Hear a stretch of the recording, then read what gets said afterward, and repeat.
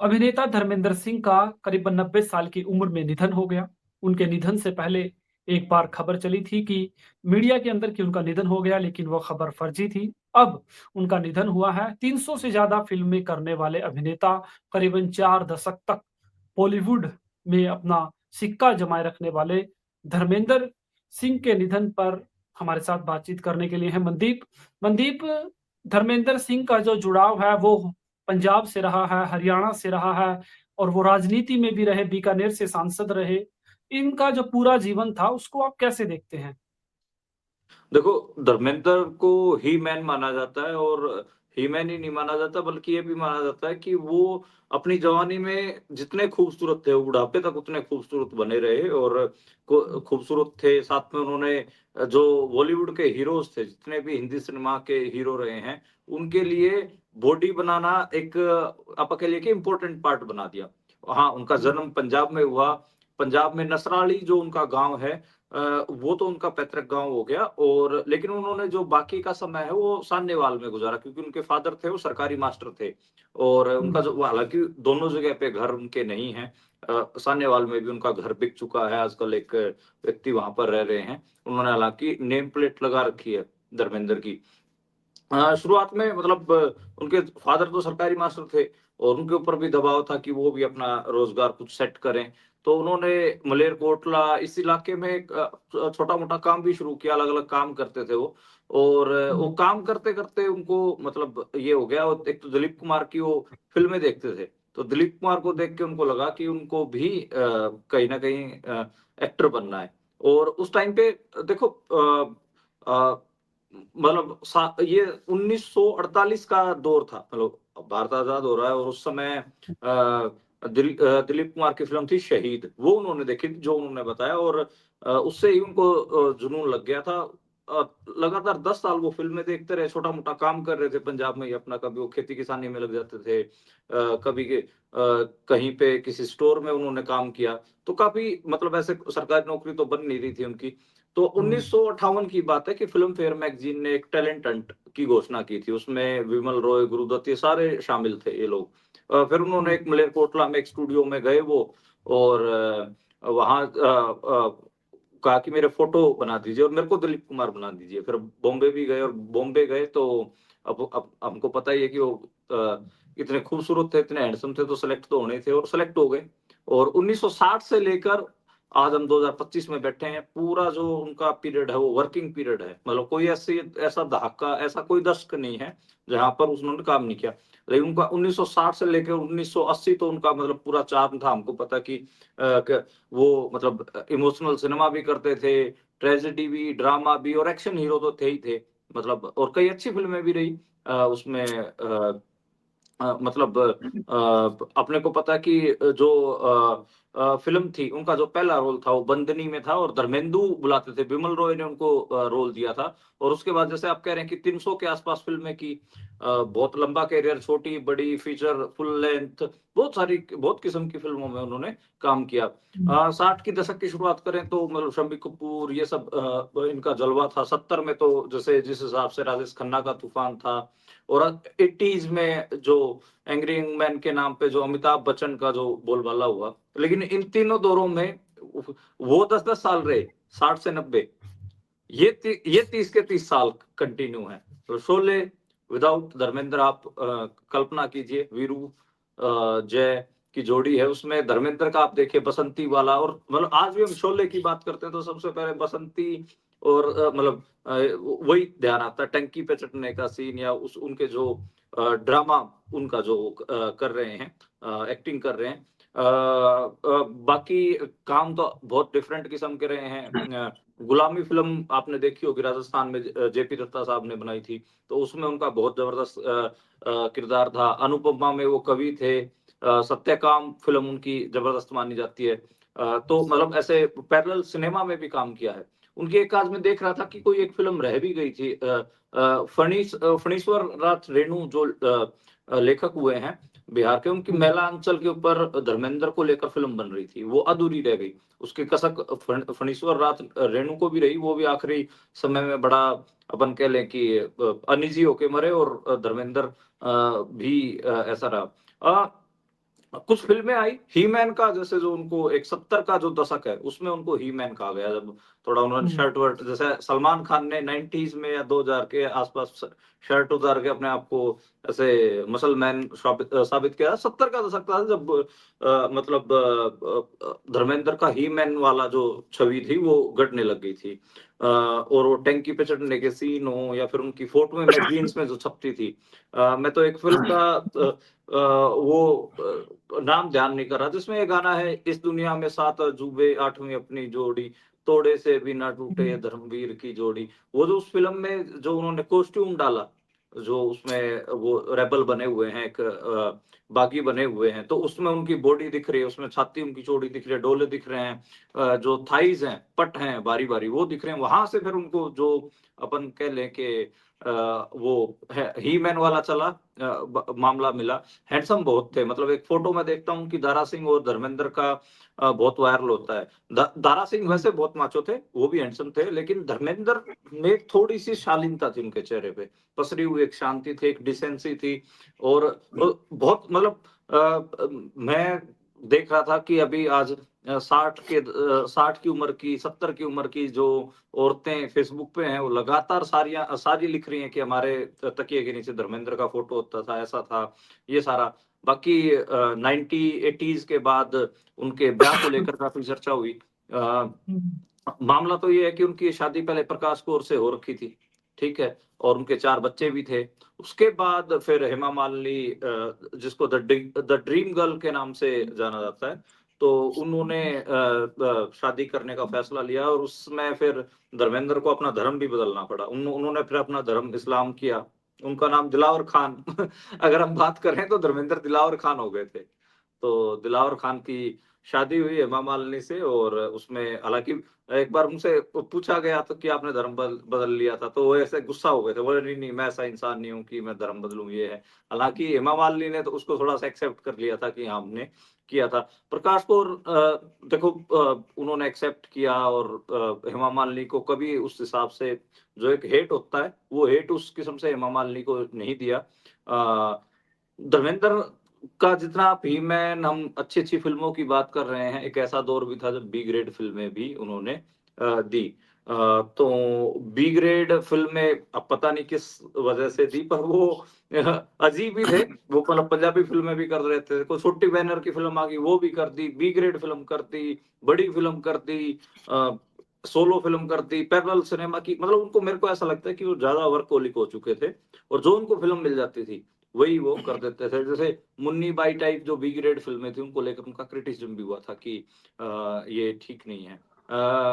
बाकी वो एक्टिंग को ये कहते थे कि एक्टिंग मेरी महबूबा है, कभी वो रूठ ना जाए इसलिए मैं लगातार काम करता रहता हूँ। इसलिए उन्होंने जितना भी मैं 60 के दशक के बाद 2025 तक जितना भी साल कह रहा हूँ, सब में उनका कोई न कोई फ़िल्म है, कोई हर उसमें उन्होंने काम किया है और एक्टिंग को लेकर बहुत सारे विवाद हैं, उनके नाचने को, डांस को लेकर रहता है। डांस में हम भी सुनते थे कि धर्मेंद्र को नाचना नहीं आता। लेकिन वो यमला पगला दीवाना पे जो आइकॉनिक स्टेप हैं, ऐसे-ऐसे करके वो नाचने वाले, उनसे थोड़ा हुँ, बहुत उन्होंने अपनी इज़्ज़त बचाई। अब आते हैं उनके जो 21वीं सदी में यानी कि सन 2000 के बाद का जो सफ़र है, उसके बारे में बात करते हैं। वैसे एक मज़ेदार बात ये मेरे को जो सबसे धर्मेंद्र की पर्सनैलिटी की लगती है कि या फिर एक लगाओ कि जो 1980 से 1990 तक का जो दशक है, उन 10 साल में बाप और बेटे दोनों हुँ, सुपरस्टार थे। सनी देओल भी एंग्री यंग मैन और वो ऐसे एकदम हुँ, खूंखार, मुक्काबाज टाइप उभर रहे थे कि एक्शन हीरो के तौर पर उभर रहे थे और धर्मेंद्र भी वो थे ही। सनी देओल की वो जो पहली फ़िल्म है, मेरे को उसका भी नाम भूल रहा हूँ मैं 1983 आई थिंक जिसमें ये गाना जब हम जवां होंगे, जाने कहाँ होंगे टाइप ऐसा कुछ गाना है। उसमें भी सनी देओल एकदम से ऐसे धर्मेंद्र की कॉपी दिख रहे हैं कि बिल्कुल यंग धर्मेंद्र आ गए हैं। तो वो हुँ, एक दशक है। 21वीं सदी की बात करें तो फिर वो राजनीति वाला है 2004 में हालाँकि उनकी जो वाइफ़ थी हेमा मालिनी वो बीजेपी से राज्यसभा सांसद हो चुकी थी, ठीक है? और उनको लोकसभा लड़ाया गया साल 2004 का बीकानेर से टिकट दिया गया। बीकानेर आपको पता है कि 50% के आस-पास वहाँ पे जाट पॉपुलेशन है और वो भी रहा। मेरे को ऐसा लगता है कि धर्मेंद्र की 2 आइडेंटिटीज़ थी, एक आइडेंटिटी उन्होंने छोड़ी। छोड़ने का मतलब ये है कि उसपे कभी बात नहीं कर पाए। उसका उसके पॉलिटिकल रीज़न भी है। धर्मेंद्र सिख जट थे बेसिकली, अगर कम्युनिटी वाइज देखें। लेकिन उन्होंने जो अपना सिखिज्म है वो कभी उस किस्म से नहीं उभारा। ठीक है, उसका एक रीजन ये है कि 80s और 90s में पंजाब में मूवमेंट चल रही थी। हमको पता है खालिस्तान को लेकर भी चीजें हो रही थी वहां पर सिख नौजवान के एनकाउंटर भी हो रहे थे। तो उस समय धर्मेंद्र ने कोई अपनी पोजीशन नहीं ली, कोई पोजीशन नहीं दिखाई। ठीक है, तो इस वजह से वो अपने आप को सिख वाला तो उन्होंने छोड़ ही दिया। उन्होंने एक आइडेंटिटी रखी, और वो बीजेपी ने या फिर पॉलिटिक्स ने उनको रखने के लिए कहा ही होगा, क्योंकि बीकानेर से उनको टिकट दी। वो रखी उन्होंने जाट वाली, कि जाट हैं। वो कभी ऐसे सिखिज्म उस वाले में देखे नहीं गए। ठीक है, और वो एक रीजन ये भी हो सकता है, उन्होंने जब हेमा मालिनी से ब्याह किया तो वो दिलावर खान हो गए थे, तो उनके दिमाग पे असर रहा होगा।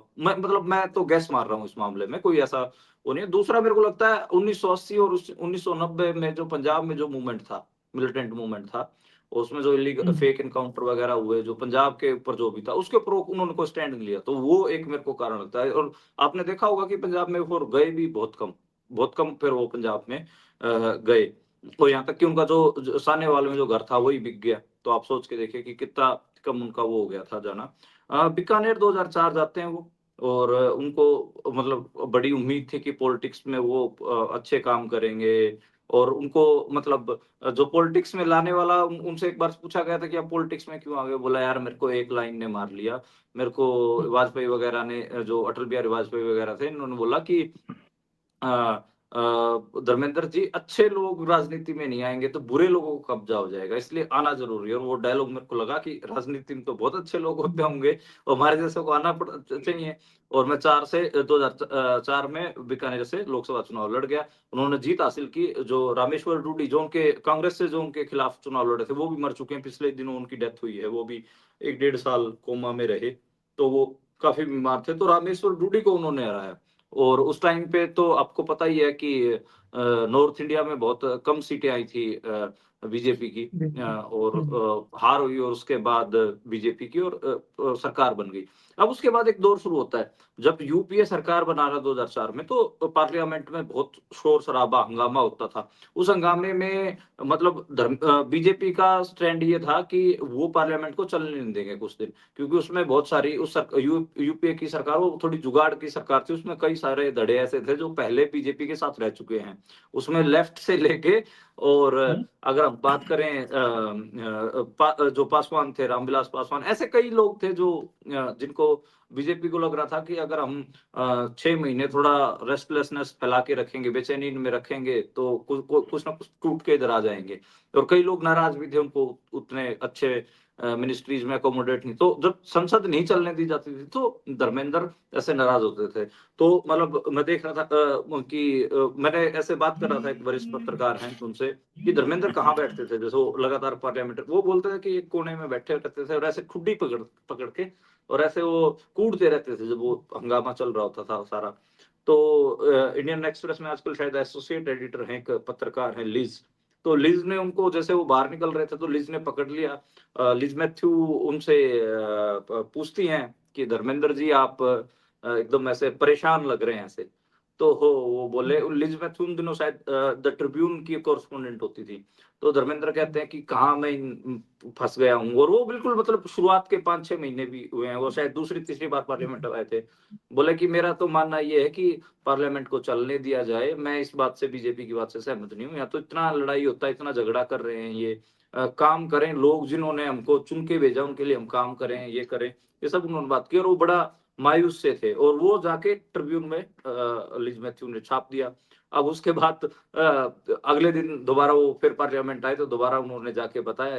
लिज काफी उस टाइम पे यंग थी, तो लिज ने जाके कहा कि मैंने, आप देखो ये खबर छापी हो। बोला, अरे आपने क्या कर दिया? मैं तो आपसे वैसे ही बातें कर रहा था, और आपने स्टोरी छाप दी। बोला चलो कोई नहीं, ये ठीक है, छाप दिया, कोई बात नहीं है, तो आप काम करो और तरक्की पाओ टाइप, ऐसे कुछ बात बोल के, और उन्होंने ऐसे बात की। वो गए नहीं, हालांकि एक एक जो उनका क्रिटिसिज्म ये भी हुआ बीकानेर में, वो बाद में गए नहीं, गायब सांसद उनको कहा गया कि वो हुँ, गायब रहे।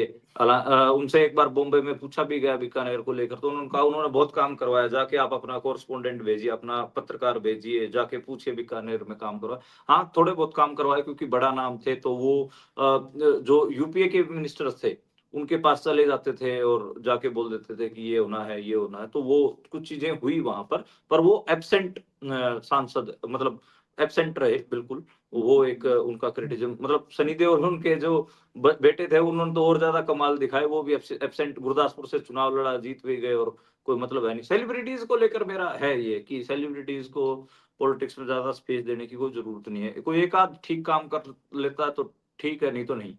आखिरी के जो उनके मतलब अब हालांकि वो खुद उन्होंने एक बार मजाक मजाक में कहा था कि मेरे से ज्यादा जो शार्प है और ज्यादा हमारे घर में कोई पॉलिटिशियन तो हेमा मालिनी है। खैर, हेमा मालिनी 2 बार से मथुरा से सांसद भी हैं, उनकी पत्नी। अब आते हैं आखिरी दिनों पे। आखिरी दिन उनके आइसोलेशन के थे। अब आप आइसोलेशन के वो फार्म हाउस में रह रहे थे और परिवार का मतलब एक अनिजी बुढ़ापा कह सकते हो, ठीक है? वो मज़े करते थे अपने पूरे, पूरे मज़े करते थे उन्होंने फार्म हाउस पे भी और किसान आंदोलन में भी उन्होंने एक वीडियो सा और एक किसान आंदोलन चल रहा था, तो उन्होंने एक अपने दिल की बात बोल दी थी, बाद में उसको डिलीट करवाया क्योंकि जो सनी देओल थे वो बीजेपी से सांसद थे। तो और हुँ, सनी देओल ने तो साइन किया था उस किसान आंदोलन के उन काले कानूनों के ऊपर, 3 कृषि कानूनों के ऊपर।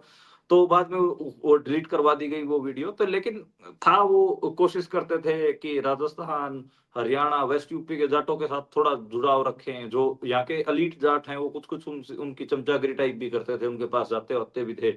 तो वैसे जाट महासभा के कार्यक्रमों में भी उनको बुलाया गया। सिख वाला तो उनका मैं कह रहा हूँ कि छूट ही गया था। ये थोड़ा-सा वो जाट वाला उन्होंने अपना एक्टिव रखने की कोशिश की, उसको थोड़ा-सा जिंदा रखने की कोशिश की। फार्म हाउस भी हैं उनके दिल्ली वगैरह में भी हैं और काफ़ी ज़मीनें खरीदी क्योंकि पैसा बहुत मतलब ठीक-ठाक था। हुँ, फार्म हाउस में ही आखिरी जीवन बीता है और आइसोलेशन का जीवन है। मतलब जो जीवन जिस किस्म का होना चाहिए था, तो वैसा तो नहीं कहेंगे आखिरी जीवन। और 11 नवंबर के आस-पास फिर वो दोबारा गोदी मीडिया में फैला कि भई मर गए हैं, हुँ, ऐसा हो गया है। परिवार ने खंडन किया उनका, फिर एक वीडियो आया और उस टाइम पे हम हँस भी रहे थे आप और मैं कि भई धर्मेंद्र ने एक जो कहावत है कि जाट मरा तब जानियो जब 13वीं हो जाए, वो उसका उसके ऊपर तो मोहर लगा दी है। हाँ, तो हुँ, वो वाली बात थी। तो वो तो जिंदा निकले, मरे की खबर चला दी। लेकिन क्रिटिसिज़्म भी हुआ बहुत सारी चीज़ों का। जैसे अभी आखिरी समय है, उसमें एकदम से उनका हुँ, 1 बजे खबर दे रहे हैं कि धर्मेंद्र की मौत हो चुकी है और 3 बजे जाके वो शमशान घाट में अंतिम संस्कार कर दे रहे हैं। तो इस पे हुँ, क्रिटिसिज़्म भी हुआ कि भई एक टाइम दिया जाना चाहिए था, इतनी बड़ी सेलिब्रिटी थी। दूसरा पद्म भूषण थे, सांसद भी रहे हैं, तो एक जो राजकीय सम्मान मिलना चाहिए था, वो भी नहीं मिला, उसका भी ज़िक्र हो रहा है। ज़िक्र तो इस बात का भी हो रहा है कि भई परिवार को इतनी जल्दबाज़ी क्यों थी? क्या और वो हुँ, 3, 4, 5 दिन से तो वेंटिलेटर पे थे ही, क्या वो उस टाइम पे मर चुके थे? क्या मतलब उसके ऊपर बहुत सारी थियरी फ्लोट की जा रही हैं और एकदम से फिर उस सारा बाइंड अप कर दिया। जितना बड़ी पर्सनैलिटी थे और शायद जितनी उन्होंने कामना भी की होगी, उस किस्म का मेरे को लगता है कि जो लास्ट राइट्स हैं, अपन कहें कि जो अंतिम उनकी जो चीज़ें हैं, वो नहीं की गई परिवार की तरफ से और क्रिटिसिज़्म हो भी रहा है। वो आप और हम देख भी रहे हैं। और इसके अलावा तो आखिरी तो बस यही है कि ही-मैन थे, लेजेंड कह सकते हो, 60 से लेकर और अब तक उन्होंने काम किया, बहुत बड़ा क्रिटिसिज़्म भी है पॉलिटिक्स के और जो सोशल लाइफ के किसान आंदोलन में उनको खुल के स्टैंड लेना चाहिए था क्योंकि उसी कम्युनिटी की वजह से किसान कम्युनिटी के क्योंकि वो उनको जो स्पेस स्टारडम भी था ना उनका रूरल एरियाज़ में था, ग्रामीण भारत में था हुँ, और खेती-बाड़ी कामों में ज़्यादा उनका स्टारडम था। तो स्टैंड लेना चाहिए था, कुछ हल्के-हल्के क्रिटिसिज़्म भी हैं उनके और उसमें बी ग्रेड फ़िल्मों का है, खेती-बाड़ी कानूनों को लेकर है, 80s और 90s में पंजाब में जो चल रहा था इल्लीगल एनकाउंटर सिख नौजवानों के, उनके ऊपर स्टैंड ना लेने का है, कई सारी चीज़ें हैं। तो वो है, ठीक है, ज़िंदगी बहुत महान रही है, लेकिन उसके अलावा उनके जो ये कुछ बैगेज हैं, वो भी उनके साथ गए हैं। तो 90 की उम्र में उनका 89 89 की उम्र में उनके जो है वो डेथ हुई है और वो अब चले गए हैं। तो he man angry angry man, action hero, कुछ भी आप कहिए और खूबसूरत चेहरा मतलब धर्मेंद्र से खूबसूरत एक्टर अभी तक बॉलीवुड में फिर अब आया नहीं। अब तो जैसे जो आ रहे हैं ये तो मतलब अजीब ही मेरे को लगते हैं कोई तो बहुत खूबसूरत एक्टर हमारे बीच नहीं रहे।